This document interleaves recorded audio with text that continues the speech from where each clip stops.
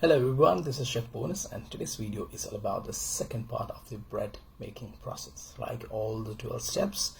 And yes, we're going to discuss about some more 4 steps of making bread. And yes, this is a bread course, not just a bread lessons. It is a bread course, and one by one step I'm going to be explaining you. And you make sure you go watch thoroughly all the videos which I have already added about the gluten, because that will help you to learn more, and very precisely, I believe.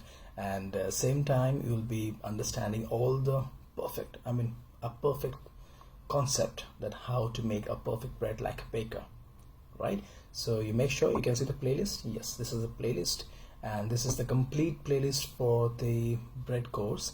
So you go step by step, every single video you watch, and then come part by part. Will help you to understand in a better way, right? A perfect one. Let's start concept with bonus. Okay, so now we're gonna start with the part 2, right? Before that, we have clear with the fermentation and the knock pack, right? Hope you're clear with that. So now we'll start with the portioning the dough. So once you knock back, what exactly we're gonna do? Portion the dough, right? We're going to cut in a small part, as much you required. For an example, I'm making a burger dough, right, for 80 grams. So that what exactly I'm going to cut 80 grams each. Okay, so we're going to cut 80 grams individual, but make sure you use the dough cutter. Okay, don't really just rigorously you just pulling out the dough and you cutting up. You can see this is what exactly the dough cutter, how it cuts, right? Not like stretching or something like that. So it won't be like, if you stretch it, what exactly happens, it will start pulling out the gluten, and when you're going to make a really nice circle, you won't be getting this. That is the reason, make sure you use your dough cutter to cut the dough, or you can say portioning out. Clear? You make sure you do this process quickly in order to prevent the dough from drying out. Make sure you cut portion, right, quick as possible. This process you need to be a little quick. Why? Because if you do quickly, so this won't be getting dry out, because when you're cutting the portion, that area is exposing to the air, and that will start drying out this area. And that is the only reason we're saying it here, that make sure you quickly do this process. Otherwise, and why we do this is to prevent from dry out. As simple as that. Clear with this? And make sure once you're done, you make sure you cover with a cloth. Just take a wet cloth and put it on the top of this. So what happened, the air won't be touching them directly. Okay, and the cloth will be having water, the moisture will help to keep them hydrate. Simple as that, right? So it won't be get dry out, because if they start drying out, it will form a skin, and if that skin formation happens, then you won't be getting a smooth texture. Clear with this? Basic, but this step is something which is again important, right? So make sure you do this. And why we do this? Portion out the dough with the help of the dough cutter, right? Once you're done, try to keep a wet cloth on the top. So what happened, this won't dry out, and make sure you do this process quickly. Simple as that. Okay, and you cut your dough according to your grams you need to make one single product, right? Like for 80 grams, like that. So that means what exactly you're doing, weighing out again, or maybe the skillet. Clear? Do cover with the wet cloth. Clear with this? The dough is ready. Now here comes the rounding. We are done with this, right? Why we require to make a circle? This one also we can keep it like this, but why? This stage is also important. Why? Let's figure it out. It's all about pre-shaping. Okay, once you're done cut, then you're going to make a nice circle of this individual dough, what you have already cut it with the help of the dough cutter. the gas produced by the yeast will escape from the dough. So you need to make a really perfect circle. So what happened, the gas which is inside, or you can say started making, or you can say producing, right? So this volume you're going to get. Making a really nice round, what exactly happens there, the dough start stretching out and the top layer gets smoother. Okay, and also the gas trapped will give you a really nice volume to your bread. This will, leads to flat. Okay, but this round give you a really nice shape. We don't really bake just like that, right? Whenever we make, the best example, we are mama making something dough or something like that, so you don't really just cut and keep it like this, right? She used to hand stretch, pull it, and then make a nice circle, and then she just keep a cover, or you can say keep a lid on the top of this, or maybe a wet cloth on the top of this, right? Why? First of all, not gonna dry up, and second, this shape helps to give you another shape. This is not the final shape. If you make this, and after that when you go for making a really nice oval shape, or you make a really nice circle shape, this will help you, okay, rather than this, because this is something which is not uniform, but this looks perfect and too professional, right? And that is the reason we make this rounding. Okay, pre-shaping, the gas produced by the yeast will escape from the dough. Okay, this will be escaping outside, right? But the circle will help to trap. Make sure getting my point. Pre-shaping helps to give the dough better structure and also contribute to a better rise. Better rise, absolutely. Just now only I have clearly mentioned you that better structure also contribute to the better rise. This will helps to pull on the top, but here the gas will be escaping, right? So this will, what happen, gives you volume. Okay, I hope clear with this rounding. Very simple. Is more of like, you don't really want to cut and keep it just like that. Rounding helps to give a better structure and also contribute a better rise, and also it looks very uniform. Okay, so this is leads to nowhere, but this one definitely. Portion the dough and rounding done, right? You see, once your dough is done, we're going to make it a round, and then only we're going to keep it for the ahead step, I can say ahead process. Clear? Here we go to next. Look at this beautiful breads. Well, makeup and shaping. Next is the makeup and shaping. Pre-shaping the dough are given the final shaping. Pre-shaped dough are given the final shaping.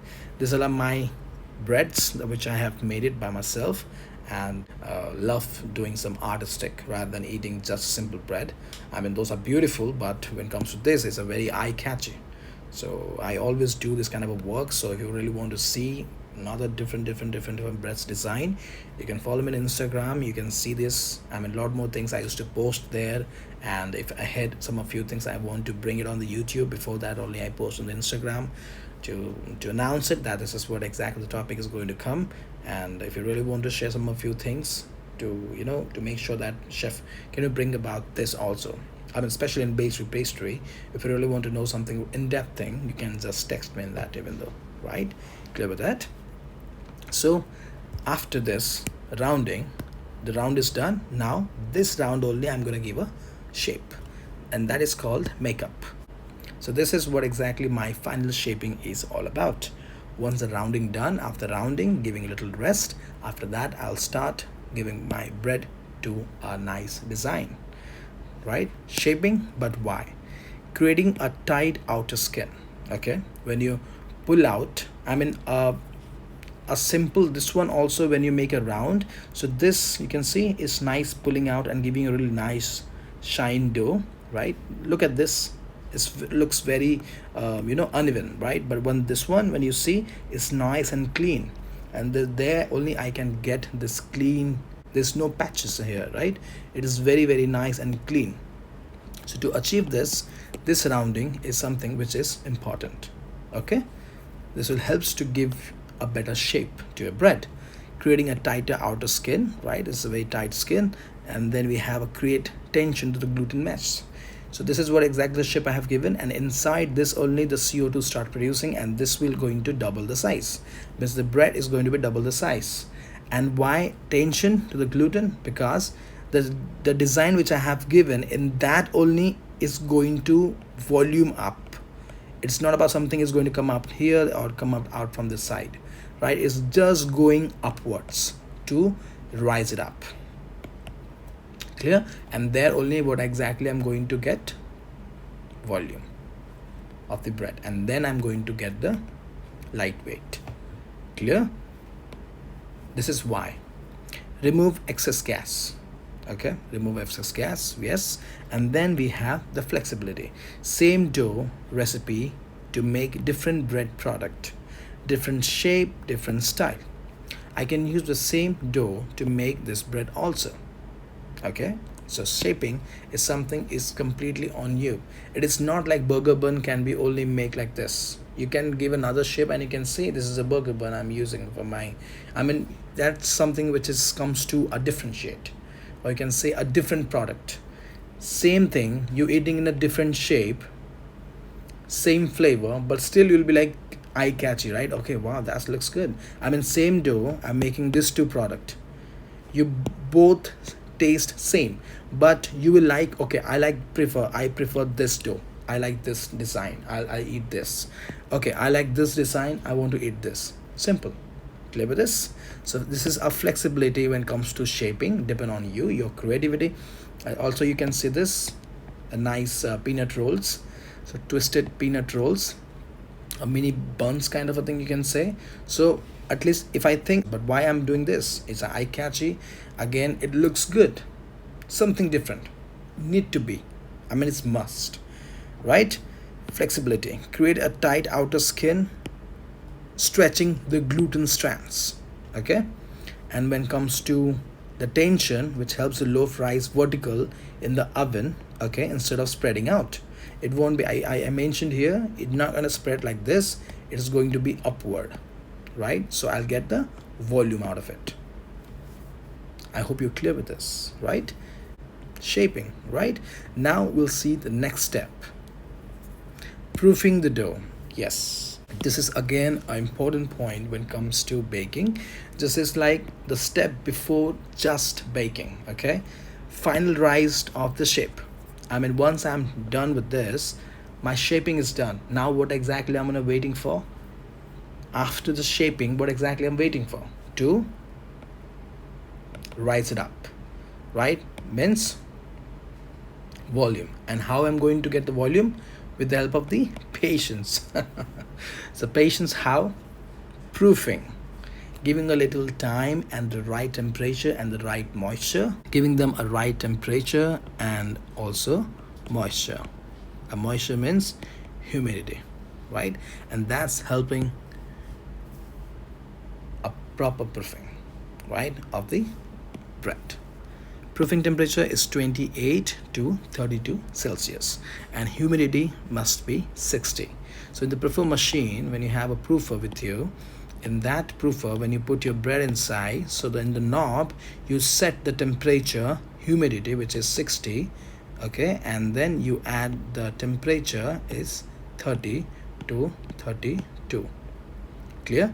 And there you're going to keep your bread peacefully, and you have to wait, and again depend on the size, how big it is. I mean it's a 450 dough bread you're going to make, or you're going to be go for 90 grams of the dough. Clear?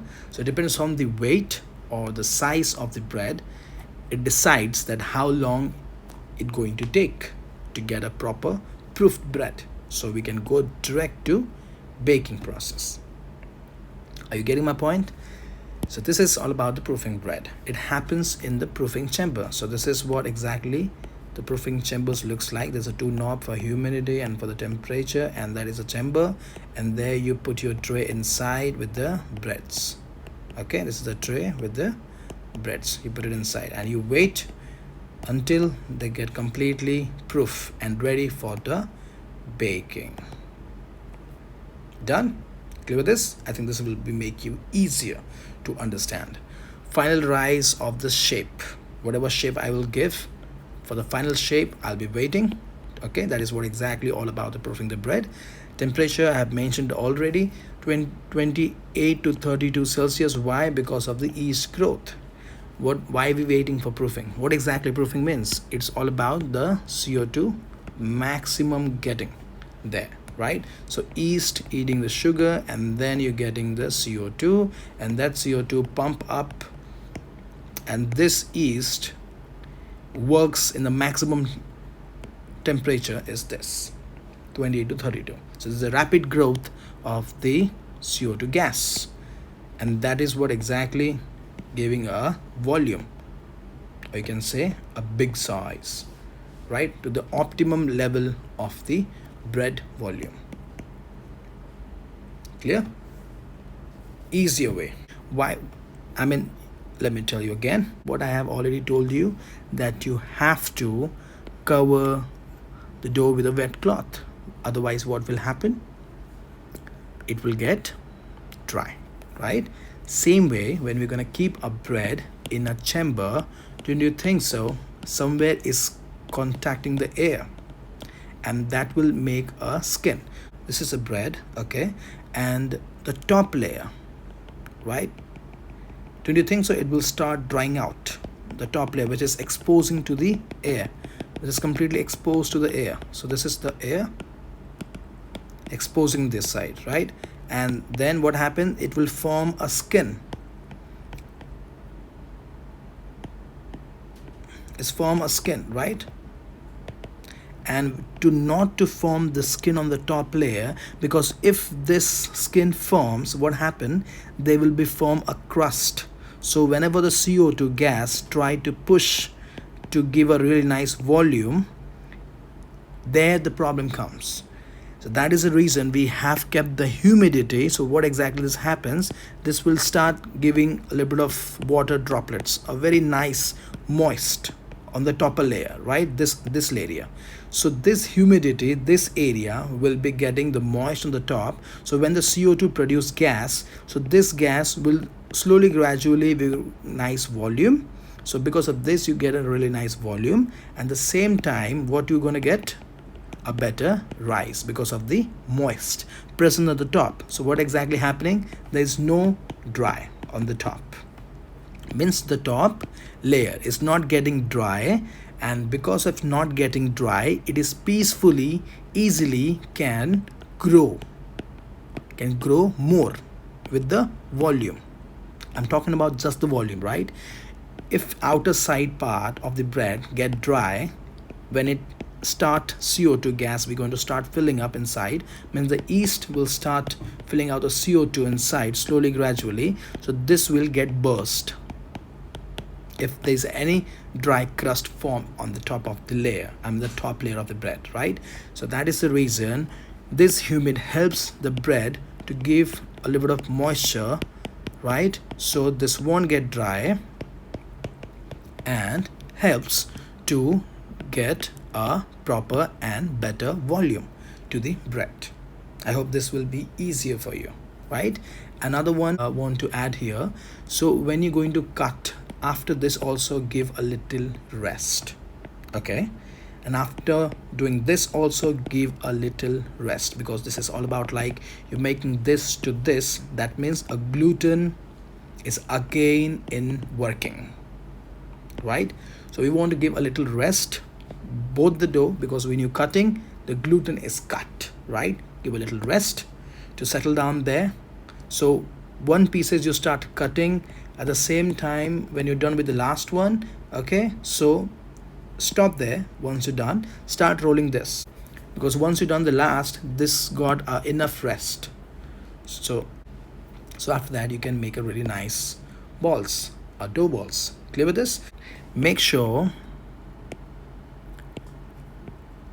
every step required a little patience and a proper relax to your gluten. Bread is all about patience, As simple as that. Okay, this is what exactly I wanted to say. So the main thing is here, whenever you do whatever you do, every single process required a, a time, right, and a proper temperature, and that will help you to get a better and best bread ever. I'm telling you, this is my real experience, having a 7 years of experience working on the dough, pastry, bakery, both. So in that, I mean, I totally understand, like, the patience is the key when it comes to baking a bread. And yeah, that is what exactly it is. Simple, right? Clear with this? So how to check the dough is perfectly proofed? Double in the original size. If your dough is this much, a dough ball, so it's going to be the double in the size, right? Again, depend on the grams, how much portion dough and how much grams it is, right? Keep an eye on that. And then you have proofed dough will spring back, okay, slowly when poked, leave and dent. So this is what exactly, for example, I have kept it over here. This is what exactly the proofed bread. Then I put some design, you can say some graphic on the bread. So what exactly you're gonna do, you have to press it this area, okay, I mean wherever you want, but we prefer always on the side. So if any shape dent will be here, so when the bread is going to get baked, so this won't be, I mean, it will be not going to come in eye. That is the reason, not in the top, for sure, right? So press it over here slowly with your finger. If it get inside, if it push and make a dent, right, then means it's proofed, proper proofed. And make sure, what exactly I do always, 85 to 92%. Till this I only proof. After that, the rest of the proofing or rest of the volume I get from the my oven, deck oven. Okay, for bread, till now I am like stuck that if I want to bake my bread, then definitely with the deck oven. I love deck oven. Seriously, I'm telling you, when it comes to bread, I don't really want to compromise, and the deck oven is the best for bread. Okay, I don't go here and there other things. I just go with the deck oven. Okay, I'm just sharing my experience because that is what exactly I believe I wanted to share with you, to know that which is the best. Okay, now after proofing, what exactly you're gonna do? Bake. But before that, there's another step which is all about wash. Okay, before baking, it depends that what kind of a bread you have. Maybe it can be a lean dough. Lean dough means basic ingredients. Okay, when it comes to rich dough, or you can say enriched dough, there you add some more additional ingredients, and that is, like, for example, you have a milk, butter, cream, sugar, right? Additional, plus, whatever you want to add. I mean, n number of things you can add. Depends that what kind of a result you want. Clear? If it is comes to rich bread, then we're going to use egg wash for the nice color. Okay, milk wash for the nice color again. Okay, or you can say only water. For the lean dough, what we're gonna do, only water. We dip the dough in the water. Why? To attach some seeds. If you want to attach some of few multi-grain seeds on the top of the bread, I mean, in the market, if you go, you have seen some of few breads in the top of that, some of few seeds have been sticked. How? It is not about somebody like adding glue and sticking the seeds, right? It is because of the help of the water. Okay, so water is the main glue for the bread to stick the seeds. Clear? So you can go for the oats, sesame, flax seeds, like on you, whatever you like to add. Okay, and then they have a yolk wash. When it comes to yolk wash, it is not just the egg yolk, it has a little bit of milk, a little bit of sugar or honey. Okay, that's what we prefer for making a yolk wash. Okay, clear with this? Slowly, gradually, I'll be giving you a recipe also for this, that how to make a really nice wash for your bread to get a really nice color. And yeah, why we do the wash? Because of the color, or maybe some stick some seeds. Okay, nice caramelized color, I mean darker color. Okay, there in this you're going to get a really nice dark color, right? This is going to be a mild, and this is also going to be a mild, I mean milder than this. Okay, this is going to be more milder, and this is going to be a lesser milder. This is going to be a, I mean, next level color.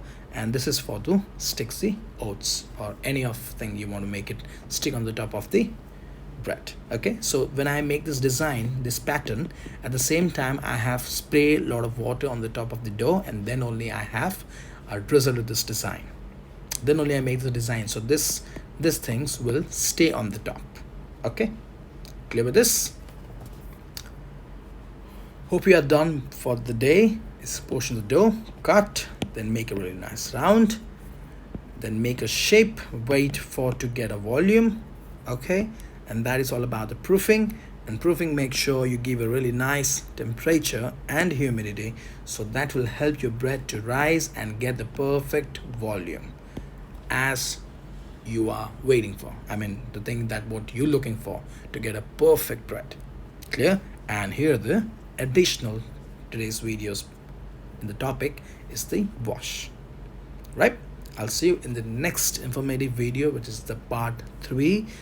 Yeah, then I'll see you. Yep, bye bye.